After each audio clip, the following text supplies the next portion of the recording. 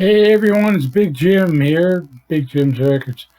Going to give you a little crash course on record collecting because I realize there's a lot of terms or a lot of phrases you're probably not familiar with if you're not very involved with record collecting, if you haven't been collecting for a while. So I'll go through some different stuff, show you some different things. Um, Now, with records, they make limited edition packages all the time. And a limited edition just means that, whatever that pressing was they only made one batch and then that's it. Now, sometimes you had back in the 70s, like there was I think it was the Heart picture disc was, limited edition, numbered edition of 900,000 copies or something like that. Basically, it was limited to as many as they could sell. It's smart. It's a limited edition, it gets people interested in it and they want to buy it, it makes the collector and everyone say, "Ooh, hey," But I mean, limited editions could be everything from a different colored vinyl, maybe something different inside a poster. It could be all manner of things. It could mean everything up to, something like this, where it's a limited edition and it's a steel cover. It's made of steel. The thing weighs like 15 pounds. So I mean, you get some crazy limited edition weird stuff like that. That's kind of neat, You're going to hear me talk a lot about import albums, too, because in a lot of countries, especially in the 60s, countries would basically, whatever company was putting it out was responsible for making their own record cover. So you would have different album covers from country to country. Sometimes they'd be the same, but sometimes they would be totally different. Like here's a example of one, having a rave up with the Yardbirds. This is the Canadian version as it came out on Capitol Records back then. And so that cover is kind of cool, and it's collected around the world. And also it's something to remember too is that like especially in the 60s, they would make albums of different bands from different countries. And a lot of times there wouldn't be a big number of people in that country looking to buy that record, but say like you had, the countries that were under the control of the English government in the 60s. In those countries where, it was, the English were the boss, the English records would come out. They would make very small batches of them, So, I mean, there are Beatle records from Iran. There's records from all these, I think I have one in here that's, where's this one from? I'll show you when I get to it. There's just some strange countries, and they would make very small editions back then because there was only maybe a few hundred people that would buy them. So they would maybe only make 500 or maybe only make 1,000 or a couple thousand. It depends. Sometimes records would get on the charts in these other countries, these exotic, strange lands, and they would have a hit, and they would make it, it would be special. But then, like, you would just have little differences, like in England. This is actually I don't know what country this is from. Oh, this is from Turkey. But it was the original cover for the My Generation album from The Who. In 65, this was the cover that came out in most countries. But in the U.S., they had their own cover. They had this one. So it was, kind of, you would have different album covers. So you have, like, the people who collect the different issues of records that they love. So they would want to get, first pressings or different covers or different weird things from odd countries. And that would be the kind of stuff like this, like a Turkish My Generation. That's pretty damn rare, and that's a 65 issue. It's on the old Decca label, and so things like that were kind of neat. It was different, and so that's a realm of record collecting. Another realm is just the people who want the music, and they want to have every song that they love, and that's what they collect. So, you'll get people who just want to have, they don't care if it's a reissue, an import, or whatever, or a bootleg. They just want to have that song on a record to play. And that's the other side of record collecting. So you have record collectors, but you even have totally different record collectors. Like there are some people who would say, "Why do you have 5 copies of My Generation? You only need one." Which is kind of true, but I mean, if you like all those weird little odd things like that, they're kind of cool. It's kind of interesting field within record collecting, and it's actually very. It used to be more popular, more common to have collectors that would collect for the different packaging, the different covers and whatnot. Now it seems like it's more, the music collectors. They want but of course, even with the music collectors, they would want sometimes the first pressing. And I'm going to talk about that in a second with promos too. What's the big deal about them? The first, when they make a record, it's cut it's basically a mold, and it's pressed from the mold to make the record. Now you're only going to get so many strikes. You're only going to make so many records per mold, and then you have to replace it. And unfortunately, a lot of times record companies were not too cautious when they would recut these molds. They would just say, we'll make a copy from the last mold. And then you have a drop in quality, the sound quality. So getting an early pressing is really the best way of guaranteeing that you're getting the best quality, in theory, sound of out of that record, is by having a first pressing. And I know that in the U.S. especially, the promo copies that would be made, they would make special promotional copies for radio and review and whatnot. And they would make special promotional labels, white labels, because they wanted to differentiate between the copies that were out on the market being sold and the ones that were being given away for free. Because the distributors did not want to have people returning records that were sent out for free, and then they get something that they didn't pay for. So that originally it was white label, and then it got to the saw cutting, which I'll show you again as well. Another weird kind of odd thing with the imports too.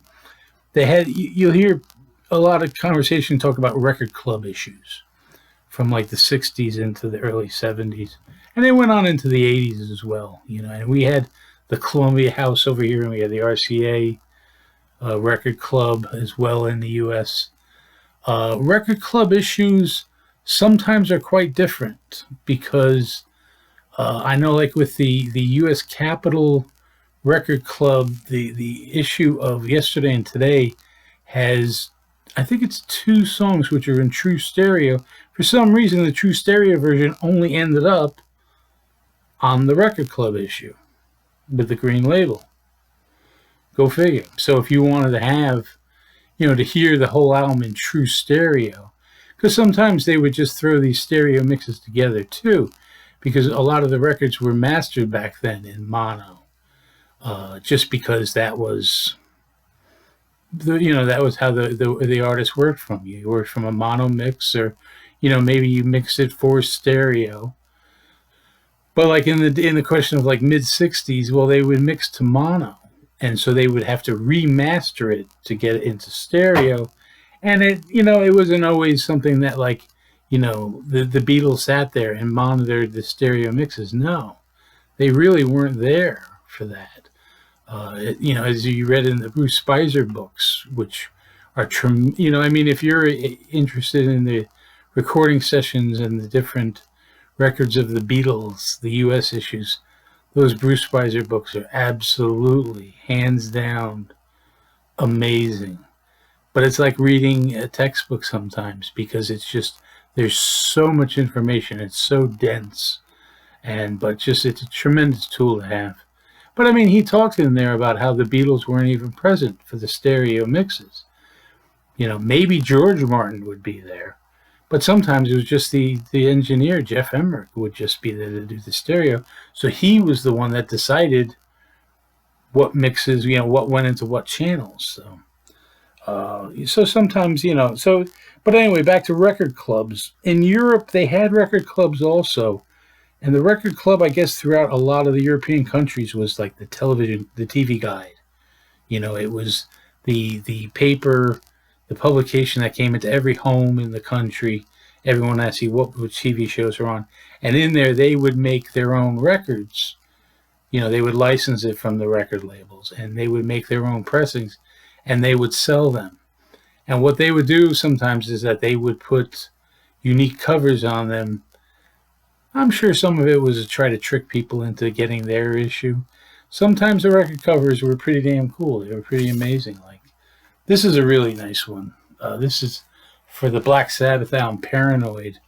I think this is Holland, Germany. I can't remember exactly. It's one of those countries. One of those, colder European countries.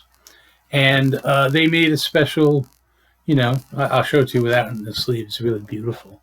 They did a nice job on it where they mixed the two album covers together. Song-wise, it's basically just the Paranoid album. But they rehashed it with the first album cover photo for some reason. It looks kind of cool, kind of weird, psychedelic, almost.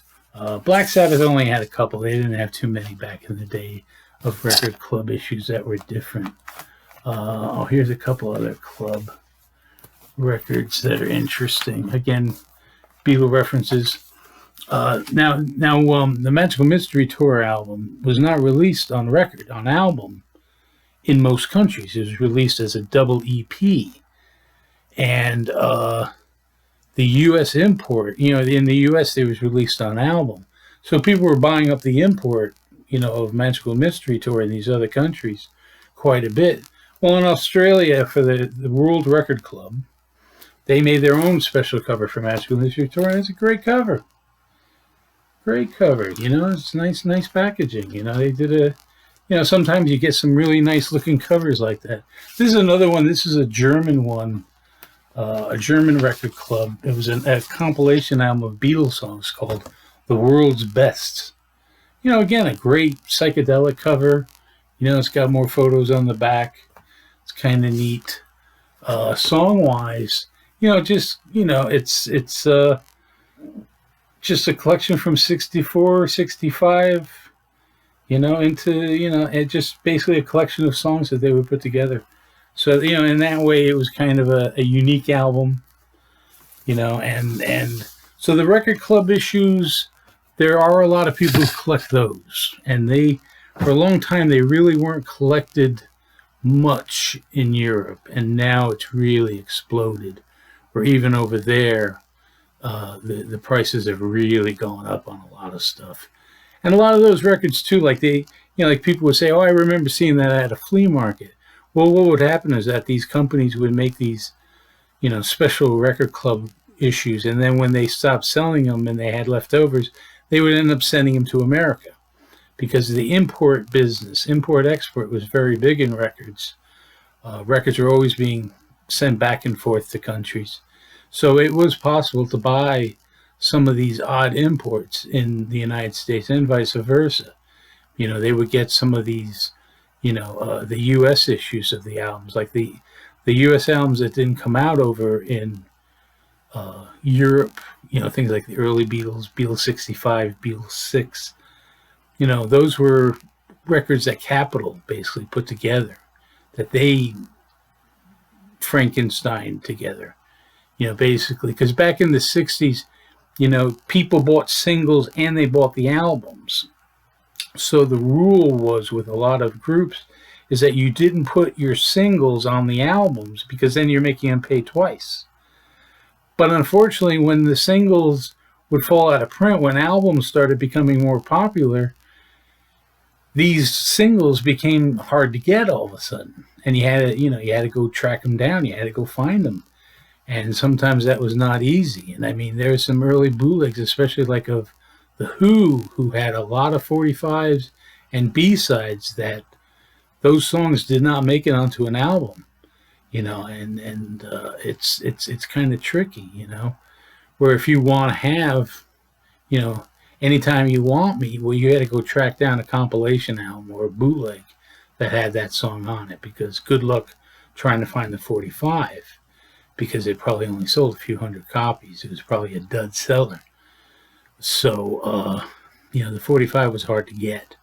And that's where a lot of 45 collecting comes from, too. Because the 45s, once they were the king, and then they kind of waned out, and then the album became the king seller. And, a lot of people said, well, I want the 45. I want how it originally came out. So they'll grab something like that. Here's another great example of a record that, just came out in another country with a completely different cover. The MC5, Kick Out the Jams. This is the Italian issue, the original first printing. And they did their own, they took the inside of the album cover and made that the front cover. Pretty cool. And then on the inside, kind of cheap, they left this entire thing open and they just put the regular album cover there. But it was a small label. It was Veta Records. Not a big company, I don't think even in Italy at any time. So, sometimes these records would come out on small labels, in these other countries. And those are pretty tough to get because they came out over there. They were a dud. They didn't sell. And, the company went out of business and, good luck trying to find that album. Like I had never even seen this record cover until I bought a copy of it. So it was, it's kind of exciting when you find some weird, odd things. And a lot of times also when, in these other countries, like when they would issue records on their own with their own artwork, after a while, the parent record companies would say, no, you have to use our artwork because people are getting confused and they're buying multiple copies when they don't want to and they're complaining. And, well, we'd rather have them buy our version than yours. So, after a while, they had to stop doing it and they had to go back to, I want to finish that later, and they had to go back to using the regular album cover as it was. So, like here's one. This was an album that originally only came out in South Africa. But South Africa was bordered on Rhodesia, which isn't there anymore.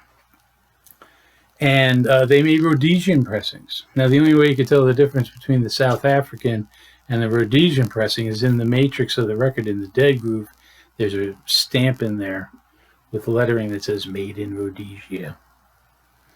But I mean, they took the second album design that Capitol done, and they made "Big Beat of the Beatles." Hey, the big beat's going on.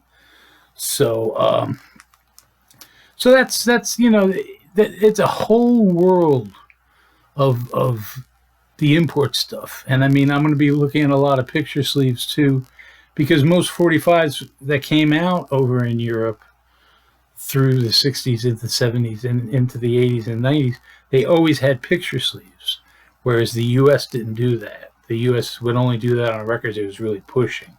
The record companies didn't want to spend the extra money. They cheaped out. Like even the, one of the more in-demand Beatle records of all time, Can't Buy Me Love, it's the same picture as on the I Want to Hold Your Hand sleeve. And the reason that the sleeve is so hard to get is because they got pre-orders for 1 million copies. And Capitol said, it's already a monster hit. We don't need to make a picture sleeve to sell it. It's selling itself. So they only made a small batch with that picture sleeve, and then they scrapped the rest of them. They didn't want to pay for them to get done. And that's why that sleeve is so rare, is because they did not make many of them. And I think they were mainly sold on the East Coast. There's probably West Coast versions of the sleeve too, but most of the ones I've ever come across are the East Coast, which Capitol Records is straight across the seam at the top of the sleeve, where if you see like a little indentation, like a little place where you can grab the record, that's West Coast, usually the rule of thumb. That's how you can tell the difference quick between those two. I get a lot of people asking me about cutouts. What's the deal with cutouts? Cutouts basically were a way of the record companies identifying a record that was not sold for full price, for full regular price. It was either sent out as a promo or it was sold cheap to record stores because there used to be, record stores would always have the cutout section, it was called. Basically, what it was the records that were all had little cuts in them, and they were discounted by the main record label because it was no longer, the biggest selling song. It was no longer the biggest selling album. It was off the rotation, so they just wanted to get rid of what they had. They cut them, they sold them cheap, and then they get out into the stores for less money. Whereas when I was young, most records were $7.50 when they brand new sealed. But the cutout, if you found their cutout section, you may find a store that had $1.99, $2.99, and sometimes you'd find some really good records in there. It's just there's nothing wrong with them, but the record companies would make more than they needed. That was always their, the rule of thumb when you had a record label is you made more than you needed because you wanted to make sure you had enough for every sale. And so they would sometimes make these huge pressings, and they would have tons and tons of copies left over. And if you ever saw that, there was that HBO show. I can't remember what it was called, but it took place in the 70s. It was only on for one season, and they talked about, they had a conversation where the guy from the record store was like, I got 20,000 copies of your record in my basement. I got to get rid of them. Let me sell them. Let me do something with them. And that was the little tricks that the record companies would pull, where they would just say, oh, we sold 20,000 copies, ship them to someone's house, and then they would just return them, or someone's store, I should say, not someone's house. They would return them when it didn't sell, and then they could sell them for cheaper money. And, there used to be stores in New York City that were built around selling cutouts because, there were so many, and there was a good record, so people still wanted them. So what does a cutout mean? A cutout basically means it was either a promotional copy or it was a discounted copy. It's really more of a way of, back when distributors would take returns on records. Now they don't take anything back. So if you get a record and it's defective, you're kind of screwed unless whoever you bought it from decides they want to be nice and give you your money back or give you another copy, because they can't return them anymore. But back then, the returning records was very common, and they would not take back anything that had a saw cut in it. Like this here is a saw cut. This is probably the most common form of a cut. You see that there, that little slice there? Basically, and that's all it is. It's just a little saw cut. It's just drilled quick, just to make the point to say, yes, it's, it's different. Like this one happens to be a promotional copy. Back in the, going back to the 40s and the 50s and 60s, they usually used to make promotional label copies. They used to differentiate completely so that, the promo copies couldn't get returned. And those were the ones that were sent out for free. But it got to be that was just costing them more money, so the record company stopped doing it. And then they just started using like a stamp, something generic that they would just stamp on the record, and that would say promotional. But see, like in this case here, this record, it's just a regular stock copy of the album. There's nothing special about the label. Do people pay more for promos? They used to quite a bit. Because you'd have people that say, well, I got the stock copy, now I want a promo. I want the one that was sent out to, promote this album. So they would seek out the promo, and then, you pay a few bucks more probably. And, it's just, again, the collecting mentality. Like here's an example of the white label that they used to have. I think you can see that. Where basically it's just the Electra label, but just with a all white background, and usually it's like on that one it says for promotion only, not for sale. And people say, well, what's the big deal about white label promo? Well, basically it was money. Back in the old days, when you had color on your labels or your covers, whatever, it costs more money. to have that printed. So black and white, a white label with black print was the cheapest way to go to making. So that's why they didn't want to spend a lot of money for promotional. After a while, the record company started saying, well, maybe we'll make them pink or we'll make them red, or, they would just try to do something different to make their record stand out, because the whole point of promotional is that it gets the attention of the DJ to play it, and it gets the attention of the reviewer to want to review it. So, they would do things like that. Like this, in the 80s too, they used to put this sticker on a lot of the Warner Brothers family, press on high quality audiophile vinyl. Well, is it any different than the other vinyl? No, it's not actually. But they just put it on there because they wanted to make it seem like it was something special. And it worked. It worked. And then you have promotional records that are made only for radio or reviewers, and they're never actually made for the general public. And those are, it's more of like that's a radio aid. Like sometimes you would have some songs that are not on the album. So when you heard your DJ play, oh, we're going to hear a Rare Springsteen live cut now, and they would play it, chances are it was from a promotional record that was mailed to them from the record company, and it made them sound like they had something exclusive, something special. Or, you had a sampler album. Say they, usually like they would make promotional samplers when they wanted the DJ to go back into that group's catalog or that artist's catalog and play more of the old stuff. Because, building a catalog, having, an artist where you're playing hits from 10 albums, well, there's a lot more money to be made with the publishing and whatnot and selling the back catalog than if you're just pushing one record. So, that's what that was about. But this is a promotional aid. This was from when The Who had the Face Dances album. They made an interview record. And basically, it was a do-it-yourself. They would include a cue sheet in there where the DJ would ask the question, and then you would play track 1, side 1, and it would have Pete Townsend answering you. So it sounded like the DJ was doing an interview with The Who, even though it was not the case. Because everyone would want to talk to a band, especially like The Who, and do something. So this is a 2 LP interview set. It's called Filling in the Gaps.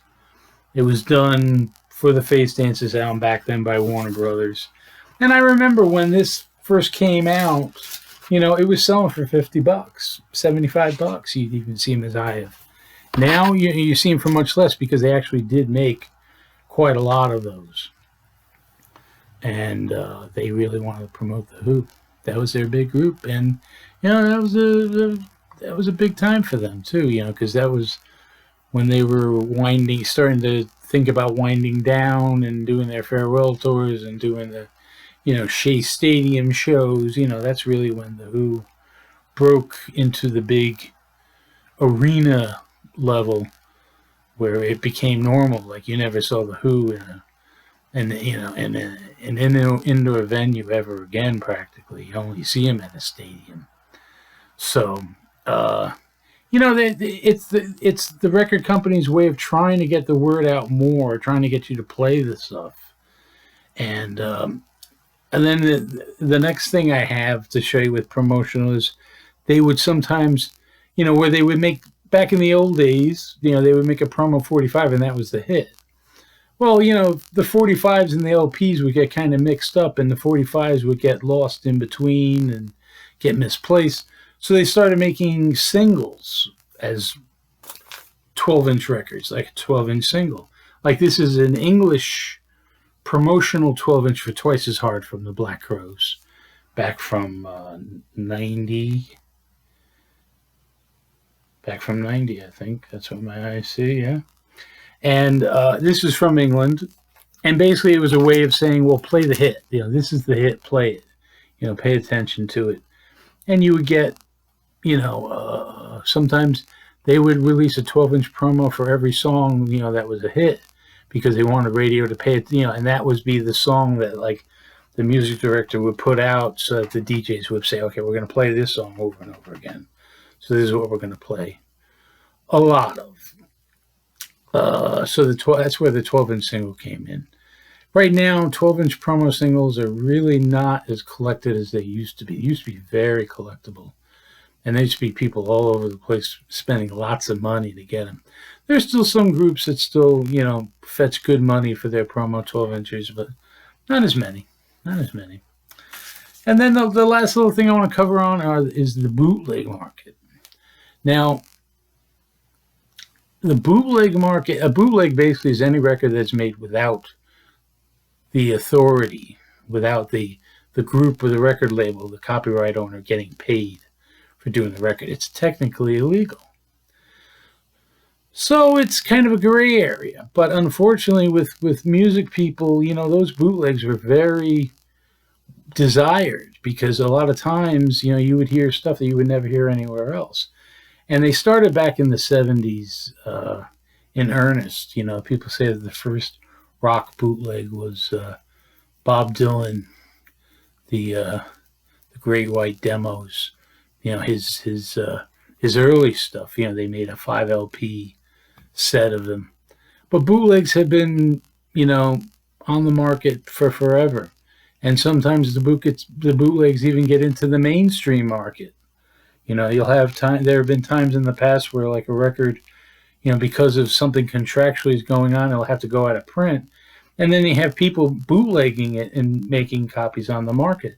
That happened with the Let It Be album from the Beatles, because there was trouble between Capitol and Apple, and they were trying to get it resolved. So when it was still considered a new album, it vanished. You couldn't get, the regular copies of it made by Apple Records because of this contractual, because of the legal stuff that's going on in the courts. So some guys just made a bad copy of it. It's a little fuzzier. You could tell by looking at it. You look in the run-out groove, the matrix of the record. It should have a stamp that says Bell Sound. Like the written out. So it was an actual stamp. And if it doesn't have that, it's the boot.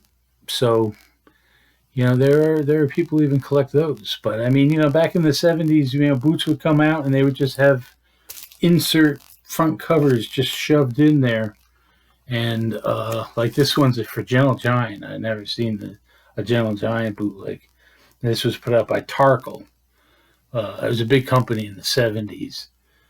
And some of the, it's funny, some of these bootleg record labels became quite legendary, trademark of quality.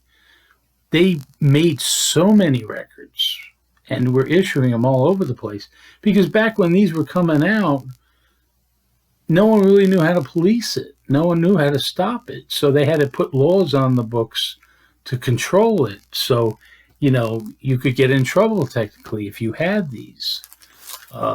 Not too much trouble, because there are billions of them out there. But, you look at like what a 70s boot is, looks like, and then like what the new bootlegs look like, where they're just, incredible quality. Like this is the Tool, the last album, gorgeous colored vinyl. It's a nice full color cover with the image from the album. And stuff on the inside. And I mean, quite honestly, the sound quality has grown light years, because back in the old days, you get some of these bootlegs and you listen to them and you're like, you can't even hear what's going on. You can't even hear what the hell is playing. You can make out something faintly in the background, but you just can't tell. And, whereas now, there's FM broadcasts and, with the internet, it's opened it up so that now everyone knows what things sound good and what things sound like crap.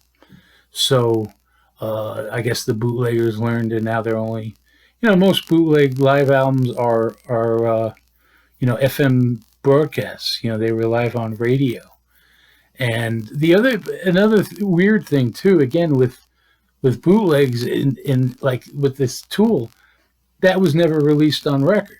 So bootleggers in Europe went to town and they started issuing them, and they made picture discs, and they made, And I mean, even the bootlegs were selling for a lot of money there for a while. It was kind of crazy. It's still a little crazy. But it's funny to me how a lot of the new bootlegs coming out are basically just regular stock albums. They're just making copies of albums that were released. Maybe they're out of print now. Sometimes they're still in print, but they'll do like special colored vinyls or something different. And those have become very, very popular with people. Do I think it's worth collecting? Well, it's a boot. It's not. It's not the real thing. But then there are some people who appreciate it more because it's not the real thing. It's really up to you. And there's a lot to choose from. It's crazy. But I mean, I'm going to talk about a lot of other things, a lot of different. I want to try to talk more. This show is going to be a lot about the people who've been collecting for a while and know the terminology. If I say, well, a single-sided test pressing, well, the collector's going to know what I'm talking about. But someone who doesn't say single-sided test pressing, what's that? And just be confused.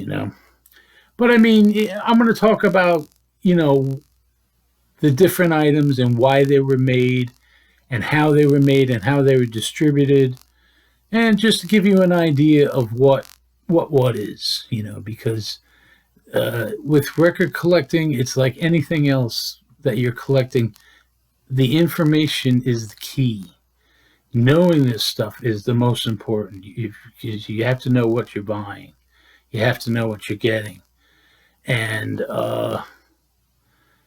that's what I hope we share, And also, I wanted to say, I didn't say in the last show, I want to do an interactive thing where people ask questions.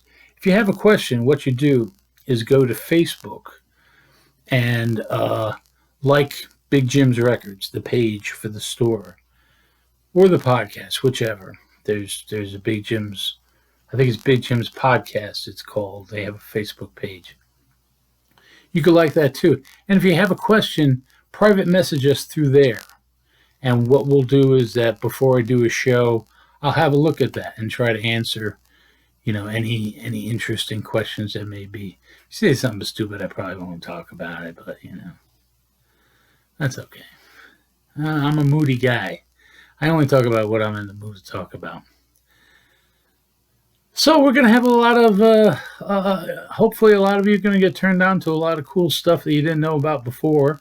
And I'm not just going to be talking about the different pressings of common records. I'm going to be talking about records to go out and find just because you're probably missing something kind of cool by not having it in your collection.